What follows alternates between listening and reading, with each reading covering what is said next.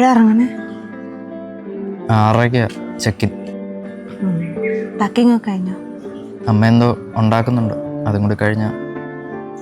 അച്ഛനോട് വല്ലതും പറഞ്ഞോ? നിങ്ങൾ എന്താടാ ഇങ്ങനെ?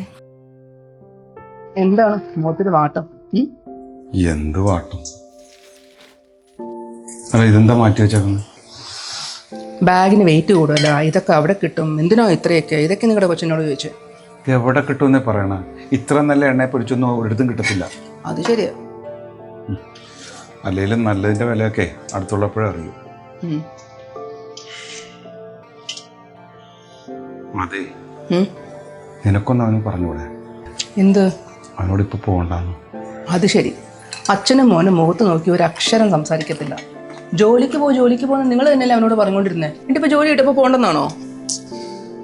ഞാൻ അങ്ങനെയൊന്നുമല്ല ഉദ്ദേശിച്ചത്. ഈ കൺവെട്ടത്ത് തന്നെ എവിടെ അങ്ങനെ ആയിരുന്നെങ്കിലേ ഇതിപ്പോൾ പോയാൽ തന്നെ 1-2 വർഷം കഴിഞ്ഞാലേ ഒന്ന് കാണാൻ തന്നെ പറ്റുള്ളൂ. അവൻ പോയി കഴിഞ്ഞാൽ ഇങ്ങ് വരത്തില്ലേ?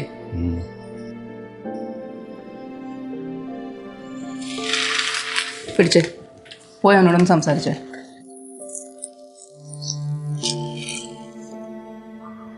അതെ, നിങ്ങൾ രണ്ടുപേർക്കിടയിലൂടെ മീഡിയേറ്റർ പണി ഞാനങ്ങ് നിർത്തി. പോയേ അങ്ങോട്ട്. പോ.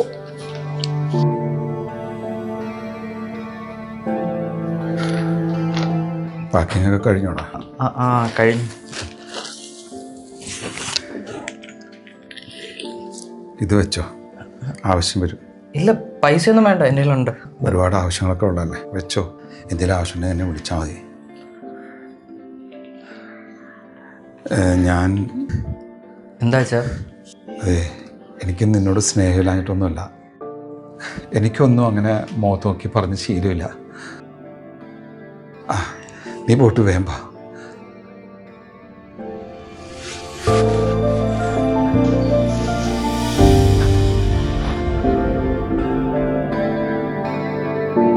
ഓരോ പുതിയ തുടക്കത്തിലും ശുദ്ധമായ രുചിയുടെ നന്മ കൂടെ ഉണ്ടാകട്ടെ. അതിഥി റിഫൈൻഡ് സൺഫ്ലവർ ഓയിൽ, സ്നേഹത്തിന്റെ രുചി.